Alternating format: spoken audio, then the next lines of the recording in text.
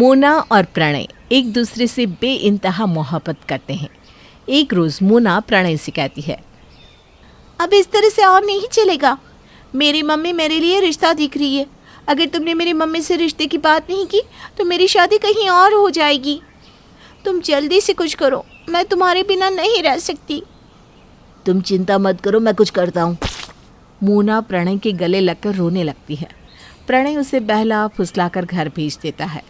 इधर अपने घर जाकर प्रणय सोचता है, मैं मोना को किसी और के साथ नहीं देख सकता हूँ। मुझे माँ से बात करनी होगी। प्रणय सीता के पास जाकर उसे सब कुछ बता देता है। माँ, मैं मोना के बिना नहीं रह सकता हूँ। अब किसी भी तरह मेरी शादी उससे करवा दो ना। तो चिंता मत कर, मैं कुछ करती हूँ। मैं और तेरे पापा कल ही उसके घर जाकर तेरे लिए उसका हाथ मांग लेंगे। कौन सा परिवार ऐसा होगा जो मेरे बेटे को मना कर दे। अगले दिन महावीर और सीता प्रणय का रिश्ता लेकर मोना के घर पहुंच जाते हैं। आप यहाँ मुझे मोना ने प्रणय के बारे में बताया था। मेरे बेटे की खुशी में ही हमारी खुशी है। आपकी बेटी को कभी भी हमारे घर में कोई तकलीफ नहीं होगी। हमें कुछ नहीं चाहिए मोना के अलावा। 1.25 रुपया और नारियल में ही आप अपनी बेटी को विदा कर दो बस। मोना मेरी इकलौती संतान है। उसकी शादी भला मैं ऐसे ही कैसे कर सकती हूँ। धूमधाम से करूँगी मैं अपनी मोना की शादी। पहले मैं प्रणय से मिलना चाहती हूँ। आप लोग उसे बुला लीजिए, तब तक आप लोग भी मोना से बातचीत कर सकते हैं। हाँ, अभी बुलाता हूँ प्रणय को। महावीर प्रणय को उषा के घर आने को कह देता है। इधर मोना चाय नाश्ता लेकर महावीर और सीता के सामने आती है। मुझे तो पता ही था कि मेरे बेटे की पसंद लाखों में एक होगी। सीता और महावीर मोना से बात करते हैं। इतने में ही प्रणय वहाँ आ जाता है और प्रणय को देखते ही उषा कहती है, बहन जी, ये रिश्ता पक्का है। मैं कल ही पंडित जी को बुलवाकर शादी की तारीख निकलवाती हूँ। मोना और प्रणय सबका आशीर्वाद लेते हैं। अगले दिन उषा पंडित जी को बुलाकर शादी की तारीख निकलवाती है और दोनों की शादी धूमधाम से हो जाती है। मोना के सीता के घर आने से सीता के घर में 4 चांद लग जाता है। मेरा परिवार अब पूरा हुआ। अरे अभी कहाँ, अभी तो अपने पोते पोतियों का मुंह देखेंगे उसके बाद। मुझे बच्चे नहीं चाहिए। प्रणय इतना कहकर चला जाता है। एक बार के लिए तो सबके चेहरे उतर जाते हैं। तभी महावीर कहता है, बिल्कुल बच्चा ही अभी तक। शर्मा गया मेरा बेटा। उस वक्त सबको यही लगता है कि प्रणय ने ये बात ऐसे ही कही है। सब कुछ अच्छा चलने लगता है और दिन यूं ही बीतने लगते हैं। एक दिन मोना जब रसोई में खाना बना रही थी, अचानक उसकी तबीयत बिगड़ जाती है और उसे चक्कर आने लगते हैं। मम्मी जी, मुझे बहुत घबराहट हो रही है। भागती हुई मोना बेसिन की ओर जाती है और उसे उल्टियाँ होने लगती है। मोना को उल्टी करता देख महावीर और सीता के चेहरे पर खुशी छा जाती है और सीता खिलखिलाती हुई कहती है, बहू, घबराने की कोई बात नहीं है। तुझे कुछ नहीं हुआ है। ऐसे इस वक्त हर लड़की को होता है। मैं कुछ समझी नहीं मम्मी जी। अरे तू माँ बनने वाली है पगली, और मैं दादी। झूमती हुई सीता महावीर को मिठाई देते हुए कहती है, लीजिए, मुंह मीठा कीजिए, आप दादा बनने वाले हैं। मैं पूरे मोहल्ले में मिठाई बंटवाऊंगी। प्रणय अपने कमरे में बैठा सब कुछ सुनता रहता है और उसके पैरों तले जमीन खिसक जाती है। वो सुन्न हो जाता है और कुछ देर के लिए चुप हो जाता है। जैसे ही मोना कमरे में आती है, मुझे ये बच्चा नहीं चाहिए। मैं कुछ नहीं जानता, तुम ये बच्चा नहीं करोगी। ये क्या कह रहे हो? ये हमारे प्यार की निशानी है। मैं अपने बच्चे को इस दुनिया में ला कर रहूंगी। मुझे यह बच्चा नहीं चाहिए, और अगर तुम ये बच्चा रखोगी तो तुम समझना कि मैं तुमसे कोई रिश्ता नहीं रखूंगा। प्रणय गुस्से में अपने कमरे का दरवाज़ा पटक कर घर से बाहर चला जाता है। मोना फूट फूट कर रोती है। सब तो बच्चा होने पर खुशी मनाते, और एक मेरा पति है जो बच्चे होने पर मातम मना रहा है। मैं क्या करूं? किसी को बच्चा नहीं होता है तो वो रोते हैं, और यहाँ मैं माँ बनने से दुखी हूँ। रोते रोते मोना उषा को कॉल कर देती है और उसे सब कुछ बता देती है। बेटा, थोड़े दिन में दामाद जी खुद ही मान जाएंगे बच्चे के लिए, तो इतना मत सोच। पहले ये तो पक्का हो कि तू सही में माँ बनने वाली है या नहीं। मम्मी, आज नहीं तो कल मुझे कभी तो बच्चा होगा। इन्हें तो बच्चे चाहिए ही नहीं, कभी भी नहीं। मेरी पूरी जिंदगी खराब हो गई मम्मा। अरे सब ठीक हो जाएगा मेरी बच्ची, और अगर कुछ हुआ तो तेरी माँ तेरे साथ खड़ी है। उषा से बात करके मोना को थोड़ी शांति मिलती है। 10-15 दिनों में फिर से मैं प्रणय से बात करूंगी, शायद तब मान जाए। इधर सीता को भी चिंता सताने लगती है। इस तरह दिन बीतने लगते हैं और फिर एक रोज़ मोना प्रणय से बच्चे के बारे में बात करती है। प्रणय, मैं तुमसे बहुत प्यार करती हूँ। मैं चाहती हूँ कि हमारे प्यार की निशानी इस दुनिया में आए। माँ बनना हर लड़की का सौभाग्य है। बच्चे की सेवा मैं करूँगी, 9 महीने वो मेरी कोख में पलेगा। फिर तुम्हें क्या दिक्कत है? अगर तुम्हें लगता है कि उसके खर्चे तुम्हें उठाने पड़ेंगे तो मैं बच्चा होने के बाद जॉब भी ज्वाइन कर लूँगी। तुम्हें कोई परेशानी नहीं होगी। तुम्हें इस बच्चे को लेकर चिंता करने की कोई ज़रूरत नहीं है। एक बार तुम्हें बोल दिया तो समझ में नहीं आता क्या? मुझे किसी भी कीमत पर बच्चा नहीं चाहिए। मैं फ्री रहना चाहता हूँ। ऐसी बात थी तो तुम शादी से पहले ही बोल देती। मैं तुमसे शादी ही नहीं करता, फिर करती रहती तुम बच्चा। मेरे और इस बच्चे में से तुम्हें किसी एक को ही चुनना होगा। रोज़ की बहस मुझे नहीं चाहिए। देखो, अभी भी तुम्हारे पास मौका है। चली जाओ अगर तुम जाना चाहती हो तो, लेकिन बच्चे की बात मुझसे मत करना। प्रणय की बात सुनकर मोना बुरी तरह टूट जाती है और उसी वक्त उषा को फ़ोन करके कहती है, मम्मी मुझे यहाँ से ले चलो। अब एक पल भी मैं यहाँ नहीं रुक सकती। मेरा दम घुट रहा है यहाँ। ऐसे कैसे तू आ जाएगी? मैं अभी वहाँ आ रही हूँ प्रणय और उसके घर वालों से बात करने। तो वहीं रुक अभी। उषा तुरंत अपने घर से मोना के घर आने के लिए निकल जाती है। थोड़ी ही देर में उषा मोना के घर पहुंच जाती है, जहां मोना रो रही थी। मम्मी अच्छा हुआ तुम आ गई। रोते हुए मोना उषा के गले लग जाती है। उषा सीता से कहती है, मोना मेरी इकलौती बेटी है। आप लोगों के कहने पर मैंने अपनी बच्ची आपके घर में दी थी। क्या आप लोगों का कोई फ़र्ज़ नहीं बनता? आप लोगों को पोता पोती नहीं चाहिए होगा, लेकिन मुझे मेरी नाती का मुंह देखना है। बुलाइए प्रणय को, कहाँ है वो? ऐसा नहीं है बहन जी, आप शांत हो जाइए। मुझे तो लगा कि वो बचपने में ये सब कह रहा है। बात इतनी कब आगे बढ़ गई मुझे पता ही नहीं। मोना ने भी मुझे कुछ नहीं बताया। हम आराम से बैठकर बात करते हैं ना समधन जी। प्रणय, बाहर आओ। प्रणय बाहर आकर उषा के पैर छूता है। इस तरह से तुम मेरी बेटी को छोड़ नहीं सकते हो। ये कोई गुड्डे गुड़ियों का खेल नहीं है। तो मैंने कब कहा कि मैं उसे छोड़ दूंगा? बस मुझे बच्चा नहीं चाहिए। ये कौन सी बात हुई? मेरी बेटी के साथ कुछ गलत हुआ तो मैं किसी को नहीं छोड़ूंगी। याद रखना, तलाक तो तुम्हें इतनी आसानी से नहीं मिलेगा। अगर मेरी बेटी को माँ बनने से रोका जाएगा तो अगली मुलाकात हमारी कोर्ट में होगी। याद रखना, उसके हक के लिए उसकी माँ लड़ेगी। अब मोना, तो अपना ध्यान रखना। मैं अभी जा रही हूँ। तुझे ज़रा भी तकलीफ़ हो तो मुझे कॉल कर देना। अरे बहन जी, मेरी बात तो सुनिए।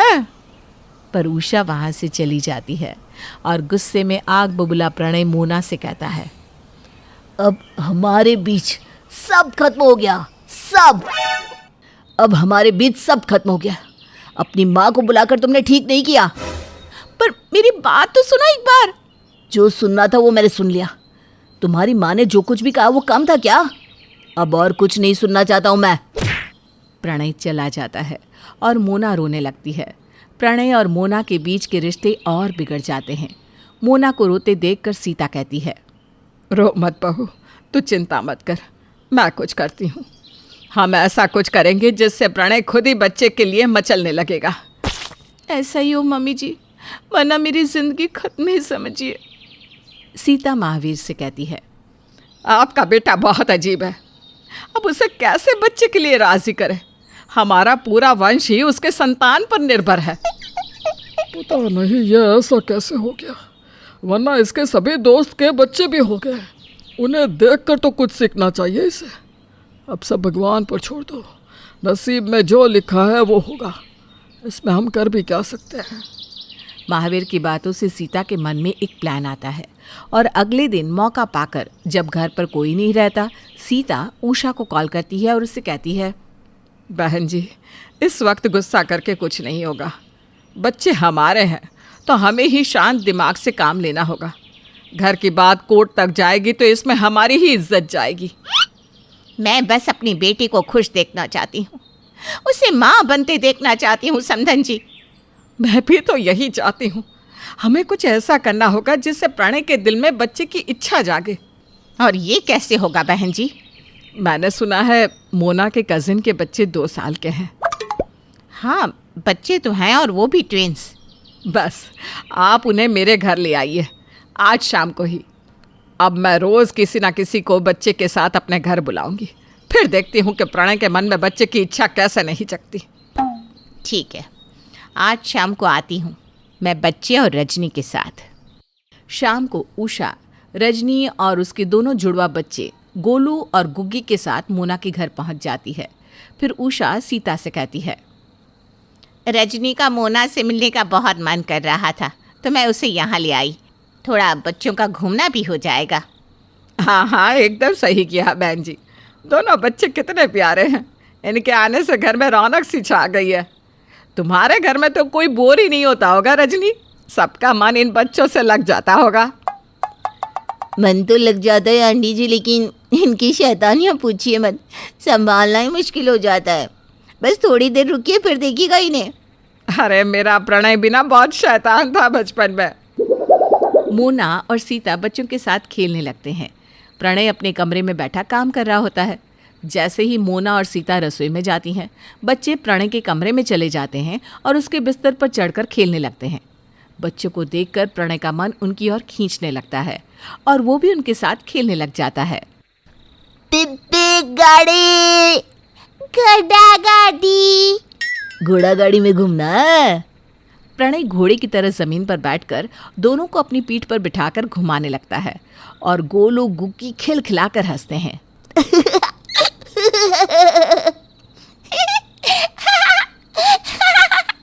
चल मेरे घोड़े, टिक टिक टिक। बच्चों जल्दी से यहाँ आ जाओ, तुम्हारे लिए चॉकलेट है। चॉकलेट।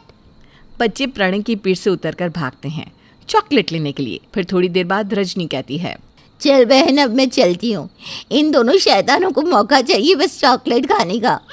फिर आना हाँ रजनी। हाँ, जब तुझे बच्चा होगा तब ज़रूर आऊँगी मैं। रजनी, उषा दोनों बच्चों के साथ चले जाते हैं। अगले दिन सीता फिर प्रणय के दोस्त रवि को उसके बच्चे और पत्नी के साथ खाने पर बुलाती है। शाम को रवि अपने 6 महीने के बच्चे और पत्नी के साथ प्रणय के घर पहुंच जाता है। प्रणय गेट खोलता है। अरे रवि, तो आइए भाभी, आइए आइए। अब क्या करूं, तू तो बुलाता नहीं, तो मैंने सोचा खुद ही चलाऊं। बहुत दिन हो गए तुझसे मिला। प्रणय बच्चे को गोद में ले लेता है और सभी के साथ बैठ जाता है। बड़ा क्यूट है तेरा बेटा, कितना हल्का है। अरे सभी बच्चे हल्के ही होते हैं और इन्हीं से तो घर में रौनक रहती है। मेरी माँ तो कहती है कि मैं बहुत शैतान था बचपन में, सबके घरों के कांच बॉल मार मार कर तोड़ दिया करता था। वो भी क्या दिन थे ना जब हम बच्चे थे, बचपन ही सही था यार। भैया, आप कब मुझे चाची बना रहे हैं? क्यों मोना, बच्चे का क्या प्लान है? हाँ हाँ, हम भी प्लान करेंगे। जितनी देर रवि वहाँ रहता है, प्रणय उसके बच्चे को गोद में ही लिए रहता है। अब हर रोज़ सीता प्रणय के कोई ना कोई दोस्त को उसके बच्चे के साथ घर बुला लेती है। धीरे धीरे प्रणय के मन में बच्चों के लिए जगह बनने लगती है। फिर एक दिन मोना की पड़ोसन उसके घर अपना बच्चा लेकर भागी भागी आकर कहती है, भाभी, मेरे पति का एक्सीडेंट हो गया है। आप आज के दिन के लिए मेरे बच्चा संभाल लेंगे, मुझे अस्पताल जाना है।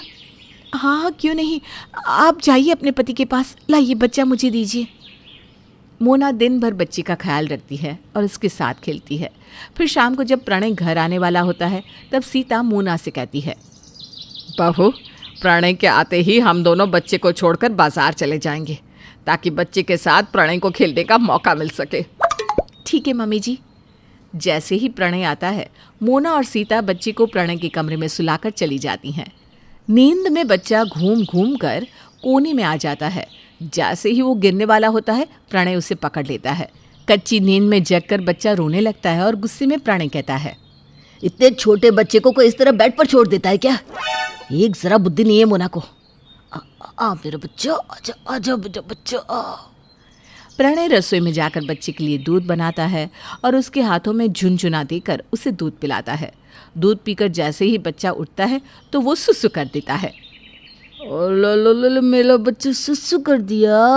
रोने का नहीं नहीं नहीं नहीं नहीं, मैं अभी डायपर चेंज कर देता हूँ, फिर हम दोनों खेलेंगे। प्रणय बच्चे के साथ खेलने लगता है, उसे अपनी पीठ पर बिठाकर घुमाता है। तभी उसके दरवाजे की बेल बजती है। भैया, मेरा बच्चा, आप लोगों का बहुत बहुत शुक्रिया, आपने मेरे बच्चे को इतने अच्छे से रखा। इसमें शुक्रिया की क्या बात है भाभी? पड़ोसन अपना बच्चा ले जाती है। मोना और सीता जब घर आती हैं, प्रणय का चेहरा लटका हुआ रहता है और वो बिना खाए ही सो जाता है। बहू, लगता है हमारा निशाना सही जगह लगा है। मामी जी, निशाना सही तब होगा जब ये हमारे बच्चे के लिए हाँ कहेंगे। अरे वो भी होगा, कुछ वक्त रुक जा बहू। खा पी कर सब सोने चले जाते हैं। आधी रात को प्रणय उठ जाता है और मोना को उठाकर कहता है, मोना, मुझे बच्चा चाहिए। तुम सही कहती थी, माँ बनना हर औरत का सौभाग्य है। बच्चे से मेरे घर में भी रौनक छा जाएगी। थैंक यू प्रणय, अब मैं भी माँ बन पाऊंगी। Thank you so much. Pranay के मुंह से बच्चे के लिए हाँ सुनकर सब खुश हो जाते हैं और 7 महीने के बाद मोना एक प्यारी सी गुड़िया को जन्म देती है। पायल अपने ससुराल में सास, ससुर, पति और देवर के साथ रहती है, जहाँ सब उसे बहुत ज्यादा प्यार करते हैं। लेकिन पायल को ना उस प्यार और ना ही परिवार की कोई कदर होती है।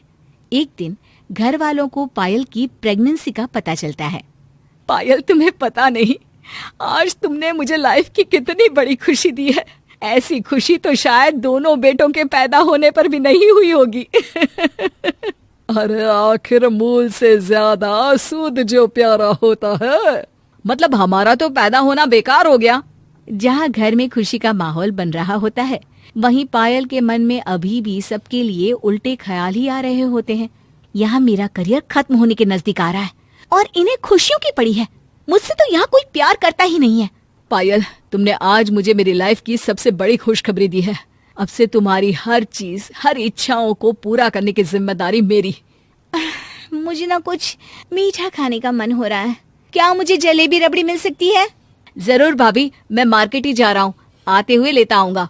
इस तरह पायल रोज किसी नई चीज की फरमाइश करती और घर वाले उसे पूरा करते। एक शाम पायल दर्श के पास जाकर उससे चटपटा खाने की फरमाइश करती है। देखो पायल, अभी मुझे ऑफिस की एक बहुत इंपॉर्टेंट कॉल अटेंड करनी है, उसके बाद पक्का ले आऊंगा। दर्श के मना करने पर पायल वही बात मोहित से भी कहती है, लेकिन किसी वजह से वो भी मना कर देता है, जिससे पायल का गुस्सा 7वें आसमान पर पहुंच जाता है। सबको अपने काम की पड़ी है और यहाँ मैं जो अपना करियर और काम छोड़ तुम्हारे ही बच्चे को साथ लिए बैठी हूँ। मेरी ना तो किसी को फिक्र है और ना कदर। आखिर घर की बहू जो हूँ, कोई क्यों मुझे प्यार करेगा? पायल की आवाज सुन सास ससुर वहाँ आ जाते हैं और पायल को शांत करा ससुर उसके खाने का सामान लेने मार्केट चले जाते हैं। थोड़ी ही देर में दोनों भाई भी वहाँ आ जाते हैं। और भाई, क्या चल रहा है? जिस तरह दरवाजे पर टुकुर टुकुर नजरें लगाए बैठी हैं, पक्का किसी फरमाइश के पूरे होने का इंतजार चल रहा है। अगर तुम मेरे लिए कुछ नहीं करोगे, इसका मतलब ये तो नहीं ना कि काम होगा ही नहीं। अरे भाई, अब मैंने क्या नहीं किया? दर्श इसी विचार में खड़ा होता है कि उसके पापा हाथ में समोसे, कचौड़ी और चाट लेकर घर आते हैं। यही जो पापा कर रहे हैं। ओ हाँ, भाभी ने मुझे बोला था पर काम करते हुए भूल गया। सॉरी भाभी।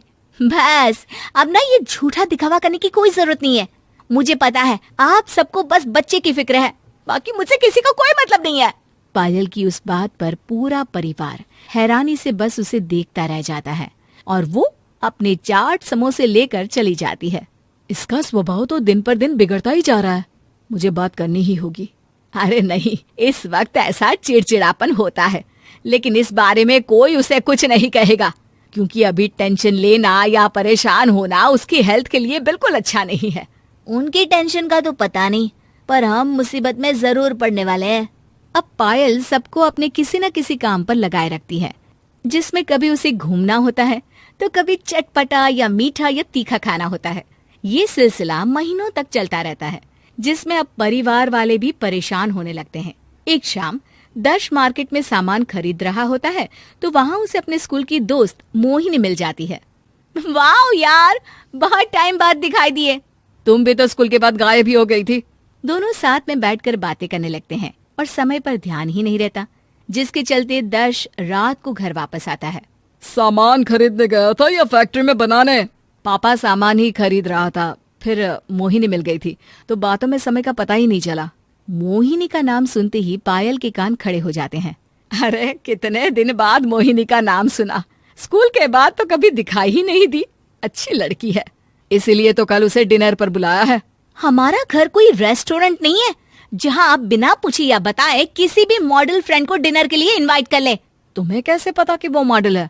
भैया, जेलस पत्नी भूखी शेरनी से भी तेज होती है। जितनी देर आप खुशी से चहक रहे थे, उन्होंने उसका पूरा सोशल मीडिया स्टॉक कर लिया। मैं ही पागल हूँ जो अपना करियर छोड़ बच्चे पैदा करने बैठ गई। प्रेगनेंसी की बात सुनकर यहाँ तो बहुत जिम्मेदारी और खुशी की बड़ी बड़ी बातें हो रही थी, और वहाँ जनाब का मन कंवारी मॉडल पर डोलने लगा। सोचा होगा बीवी तो मोटी हो गई और बच्चे के बाद उसका करियर पूरा बर्बाद है, तो क्यों नहीं स्टेटस बरकरार रखने के लिए मॉडल दोस्त को ही पटा लूं। पायल की बातों से सब हैरान हो जाते हैं और दर्श को गुस्सा आ जाता है। दोनों के बीच अच्छी खासी लड़ाई होती है, जिसके बाद घर में तनाव का माहौल बन जाता है। एक दिन और मोहिनी घर आ जाती है। एक तो पहले ही जिया जले जान जले हो रहा है, और ऊपर से ये मोहिनी तो अपनी फोटो से भी ज्यादा सुंदर लग रही है। वैसे मैं भी किसी से कम नहीं हूँ, बस प्रेगनेंसी की वजह से थोड़ा वजन बढ़ गया है। ये तो मैं चुटकियों में ठीक कर लूंगी। हाँ, अब सभी डिनर करने बैठते हैं, जहाँ बातों बातों में उन्हें मोहिनी के एक बच्चे की मॉम होने का पता चलता है। अब सब हैरानी से उसकी तरफ देखने लगते हैं। तुमने कभी अपने पति या बच्चे के बारे में नहीं बताया? नहीं बताया तो तुम्हारा दिल क्यों टूट रहा है? तुमने बोला था ना कि स्कूल के बाद गायब हो गई थी।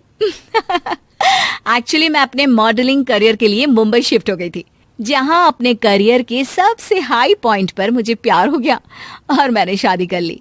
कुछ टाइम तो सब ठीक चला, लेकिन फिर मेरे हस्बैंड को मेरे काम से दिक्कत होने लगी। उन्हें लगता कि शादी के बाद मुझे मॉडलिंग छोड़ देनी चाहिए, क्योंकि ये उनकी स्टेटस के लिए अच्छा नहीं है। तो प्यार के लिए मैंने अपना करियर छोड़ दिया। और फिर दोबारा मॉडलिंग कैसे?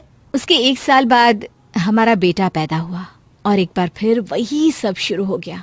इस बार उन्होंने सिर्फ मुझ पर नहीं, मेरे बेटे पर भी घटिया इल्जाम लगाने शुरू कर दिए, जिसके साथ मेरे प्यार और सब्र दोनों का बांध टूट गया। मैं ऐसे माहौल में अपने बेटे की परवरिश नहीं चाहती थी, इसलिए फाइनली डिवोर्स का डिसीजन ले लिया और अब मैं एक सिंगल, हैप्पी और सक्सेसफुल मॉम हूँ। मोहिनी की बात सुन पायल तुरंत उसके पास जाकर उसे गले लगा लेती है। तुम्हारी कहानी से उस इंसान पर जितना गुस्सा आ रहा है, उतना ही आज समझ में आ गया कि मैं कितनी लकी हूँ जो ऐसा परिवार और पति मिला, जिन्होंने मुझे कभी किसी चीज में रोका टोका नहीं, ऊपर से मुस्कुराते हुए मुझे झेलते हैं, जो शायद कोई सास नहीं करेगी। I love you all. और अब से करियर के लिए नो गिला शिकवा। वृंदा अपनी देवरानी नेहा के साथ रहा करती थी। वृंदा और नेहा का रिश्ता बिल्कुल सगी बहनों की तरह था। हालांकि वो देवरानी जिठानी थे, लेकिन उनका प्यार देखकर कोई भी नहीं कहता था कि ये दोनों देवरानी जिठानी हैं।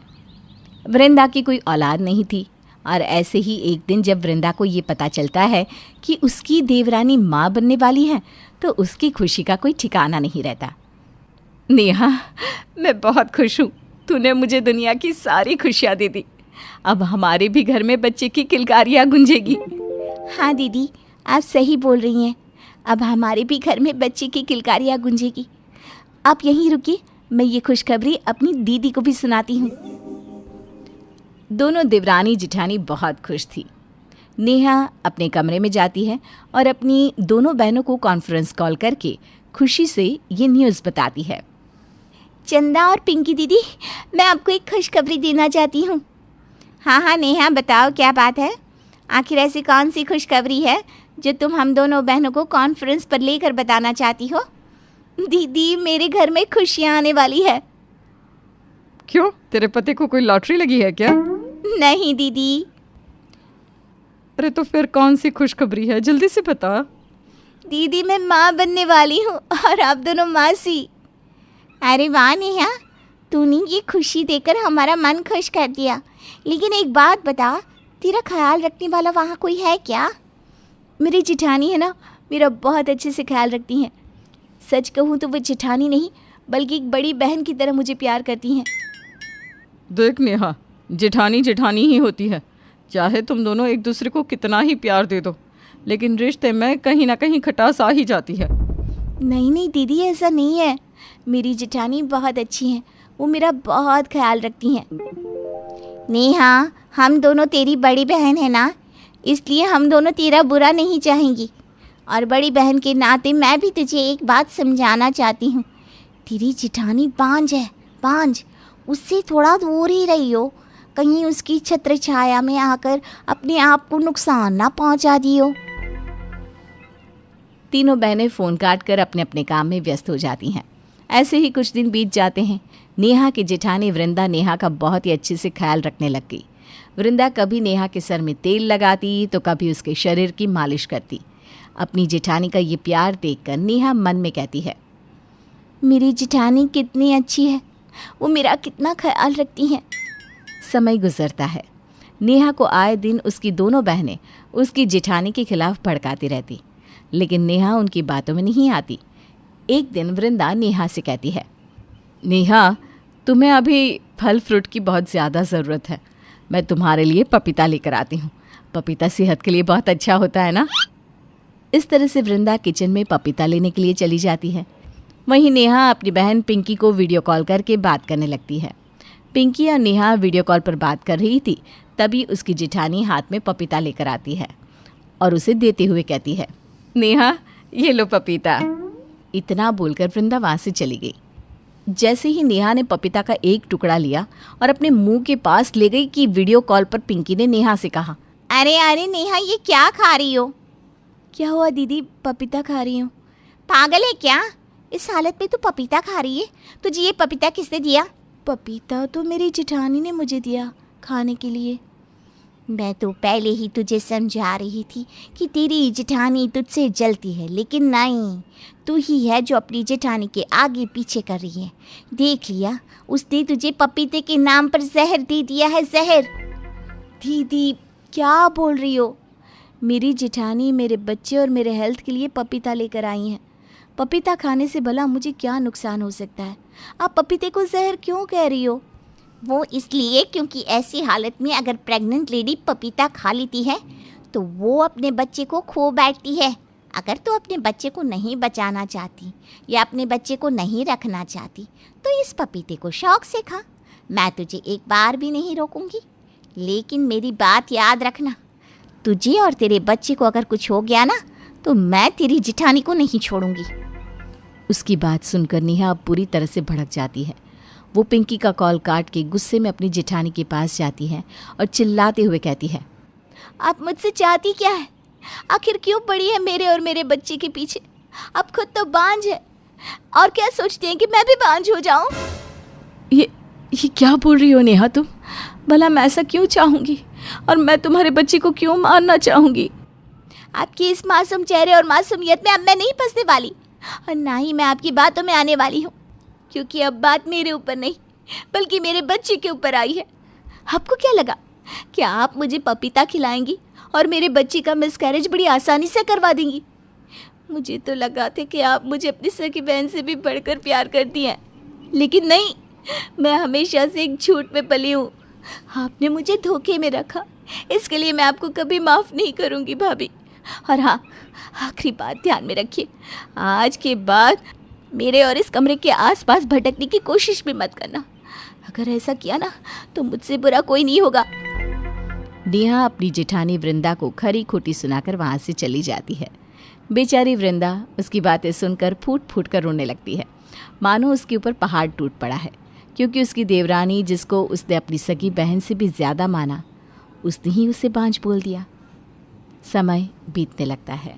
देखते ही देखते पूरे 7 महीने गुजर जाते हैं।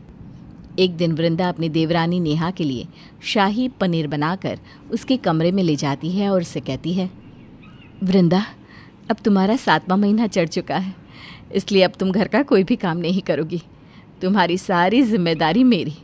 आज से मैं तुम्हारा पूरा ख्याल रखूंगी। और देखो, मैं तुम्हारे लिए तुम्हारी मनपसंद की सब्जी बनाकर लाई हूँ, शाही पनीर। बस दीदी, आप तो रहने ही दीजिए। देख लिया मैंने आप मेरा कितना ख्याल रख सकती हैं। अरे जो औरत अपनी देवरानी के बच्चे को इस दुनिया में आने से पहले ही मारना चाहती थी, वो मेरा ख्याल क्या रखेंगी। दीदी, आप तो बांझ है ही, साथ ही आपने पूरी प्लानिंग कर ली थी कि आप अपनी देवरानी को भी अपनी तरफ बांझ बनाएगी। और अपनी इस शाही पनीर को ले जाइए यहाँ से। मुझे नहीं खाना आपके हाथ का कुछ भी। क्या पता इस खाने में कुछ मिलाया हो आपने। मैं अपनी बहनों को बुलाती हूँ, अब वही आएंगी और मेरा ख्याल रखेंगी। तुम ऐसा क्यों बोल रही हो नेहा? मैं ऐसी औरत नहीं हूँ जैसा तुम मुझे समझ रही हो। अरे मैं बांझ हूँ, मैं मानती हूँ। मुझे नहीं पता था प्रेगनेंसी में क्या देना चाहिए और क्या नहीं। मैंने तो बस तुम्हारी हेल्थ को ध्यान में रखते हुए पपीता दिया था। अगर मुझे पता होता ना कि पपीता खाने से तुम्हारा मिसकैरेज हो सकता है तो मैं कभी नहीं देती। मेरी बात का विश्वास करो। नहीं वृंदा जेठानी जी, मुझे अब आपके ऊपर रत्ती भर भरोसा नहीं है। आप यहाँ से जा सकती हैं। नेहा की इतनी कड़वी बातें सुनकर वृंदा की आंखों से आंसू छलक जाते हैं। वो वहाँ से चली जाती है। नेहा अपनी बहन चंदा को फ़ोन करती है और उससे कहती है, दीदी, मेरा 7वां महीना चढ़ गया है और डॉक्टर ने मुझे आराम करने के लिए कहा है। मैं चाहती हूँ कि इन 3 महीने आप मेरे घर पर रहें और मेरा ध्यान रखें। जब मेरा बेबी हो जाएगा तो आप अपने घर चले जाना। हाय राम, 3 महीने इसके घर पर कौन रहेगा? ना बाबा ना। मैं इसको बहाना मार देती हूँ कि मेरा पैर टूटा हुआ है, नहीं आ पाऊँगी। यही सही रहेगा। नेहा, मैं ना आना तो चाहती थी लेकिन मेरे पैरों में मसल फ्रैक्चर हो गया है, इसलिए नहीं आ पाऊँगी मैं ना। क्योंकि डॉक्टर ने मुझे 2 महीने बेड रेस्ट दिया हुआ है ना। अब तू ही बता, जिस इंसान को डॉक्टर ने बेड रेस्ट दिया हो वो तेरा ध्यान कैसे रख पाएगा? हाँ, अच्छा ठीक है दीदी, आप आराम कीजिए। चंदा दीदी तो नहीं आ सकती।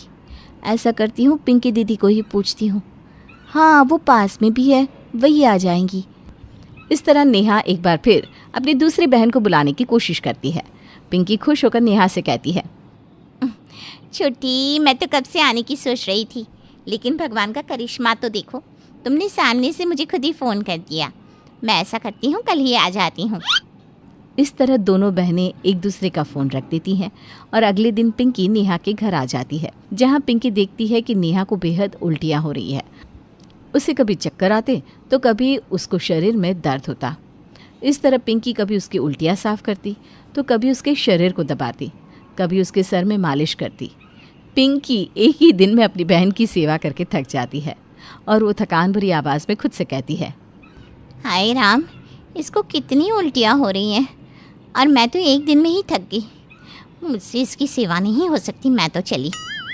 इस तरह पिंकी अब बहाना मारकर अपनी बहन के घर से वापस अपने घर चली जाती है।